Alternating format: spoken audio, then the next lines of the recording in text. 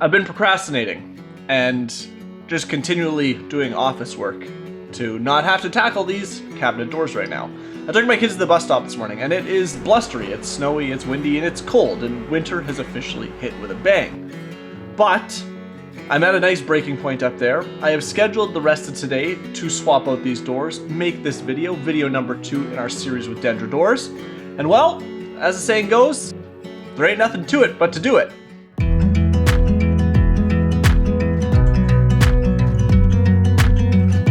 Just a quick note, stick around to the very end where I go through a few more points that I found out during installation of these doors and cover panels.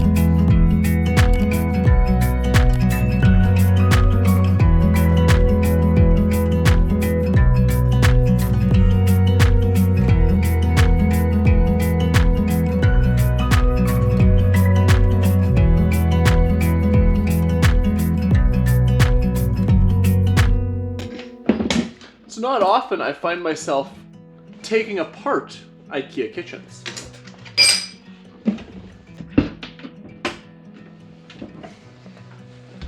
For anyone curious, I'll show you how much dead space is in the back of a stock IKEA Lazy Susan. So that gives you an idea of exactly how much space is kind of wasted in the back corner of a blind corner cabinet. We have enough room in there for a full-size canning pot. If you're worried about that and want to use all of the space possible, look for something like those magic corners. Richelieu makes them, a whole bunch of manufacturers make them, and they're basically a square pull-out that slides out and then in to use all of that corner space. If you don't mind a little bit of wasted space, or you have something like we do, a canning pot that comes out once a year at most, this works, and it's a whole lot cheaper than a lot of those aftermarket options.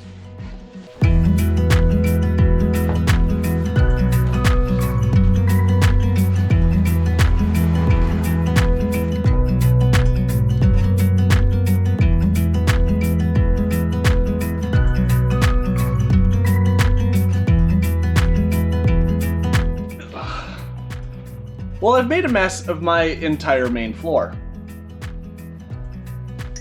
Now granted, taking apart all the cabinets, taking apart all the drawers, emptying everything out really only took about 30 to 45 minutes. Now I don't have a huge kitchen, but what I love about this system is it makes it so easy to upgrade. So with a company like Dendra Doors, I've had my kitchen for 7 years, say you've had it for 10 years, it really doesn't matter.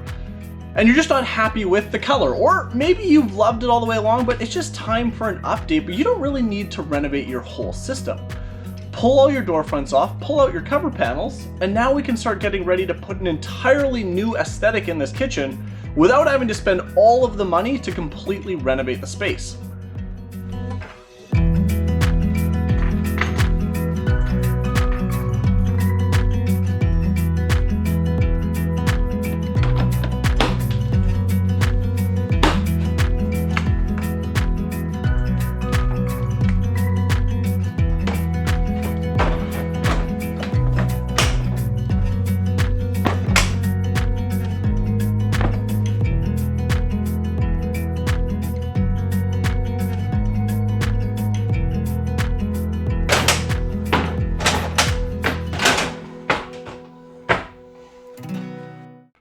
Alright, so that's all of the doors done except for one, the 12-inch pullout, but I wanted to make a quick note about it before I go ahead and replace it.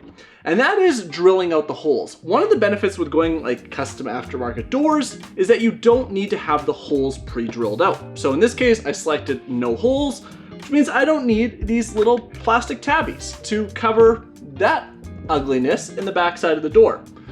Arguably not a huge factor when it comes to the exterior aesthetic. They still look the same, they look finished on the outside, but every time I open the door now, I don't need to see this little white guy. It's a plus.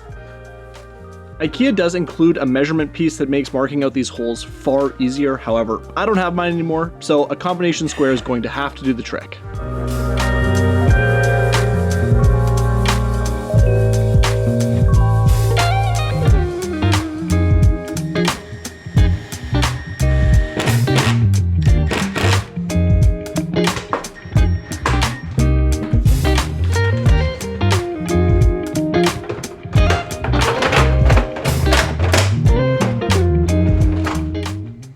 Doors are done. It's time to go brave the cold and replace my old cover panels with these new ones from Dendra doors. Now I want to make an important note here is that my old cover panels and pretty well every stock panel from IKEA is roughly 9/16 of an inch thick. These new ones are right around 3/4 of an inch, so if you're planning a design right from scratch, make sure to account for that. And if you're modifying an old kitchen, just keep that in mind that you need to have that little extra leeway when you're putting these in place.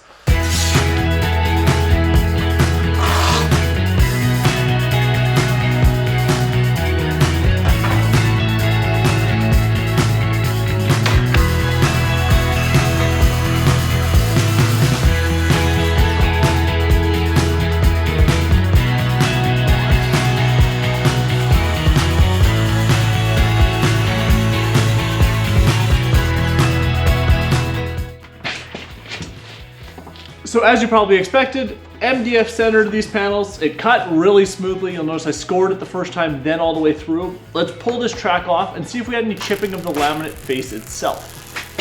So that's about as perfect of a cut as I could have asked for. Not a single nick or chip anywhere along the edge. I'm gonna get this one installed and then continue with the rest of them.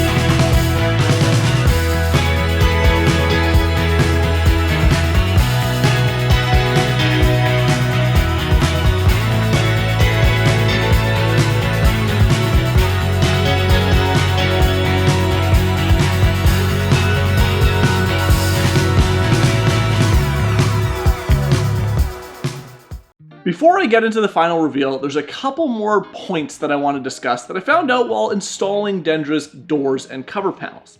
First, I like the feel of the doors. They're heavier, they feel more substantial. Now this isn't something I even really noticed until pulling off the old base cabinet doors, but these just feel sturdier. Now I'm going to chalk that up to the fact that the new doors are MDF and the old doors are particle board, but these are a lot more similar to the other cabinet doors we have in the kitchen, and I like that consistency throughout. The second thing I noticed is that they are not an identical pattern to our existing doors. Now, I didn't even notice this until I went to install the cabinet pulls, but the rails and stiles on the Grimslav doors are 3.5 inches wide, whereas the Lancaster rails and stiles come in around 3 inches wide. Now, not really an issue because IKEA discontinued the Grimslav line anyways, but if any of you out there have that and are considering complementing it, it's not a perfect match, but again, I didn't even notice until going to install the cabinet pulls themselves. Finally, there's a few items that I want to keep a close eye on as I'm going through my long-term review of these doors from Dendra doors. The first is fingerprints. I noticed this during install that the backs are pretty prone to showing fingerprints. Now, maybe I had clammy hands during install, I don't really know. And it doesn't seem to be affecting the fronts now that all the plastic is removed, but we'll see once I unleash my 3 kids on the kitchen. The second item I want to keep a close eye on is the cover panels themselves.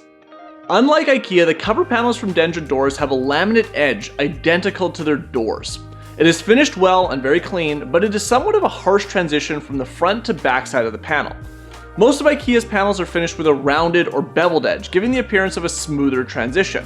Once installed, this is a really minute detail that will probably go unnoticed by most. What I'm more interested to see is how that sharp, harsher transition wears long term. You know, if you're walking by it and you catch it with the little metal pieces on a pair of pants, or when you're vacuuming, if the vacuuming clips the corner and how that edge is going to hold up, time will tell. All right, I think it's time to take a look at this kitchen.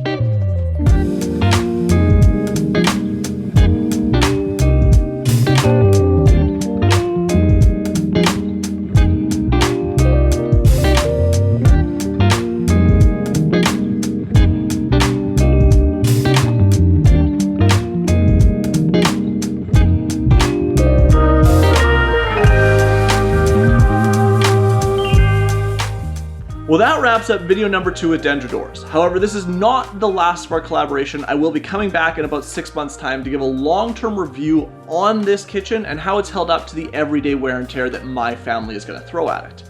If you haven't subscribed to the channel already, make sure you do so. No, seriously, stop right now, click that button. You're not going to want to miss any of that upcoming content as well as our long-term review. While you're at it, give this video a thumbs up. It helps our community grow. Thanks a ton for watching. Thanks for joining me this week. And until next time, bye-bye.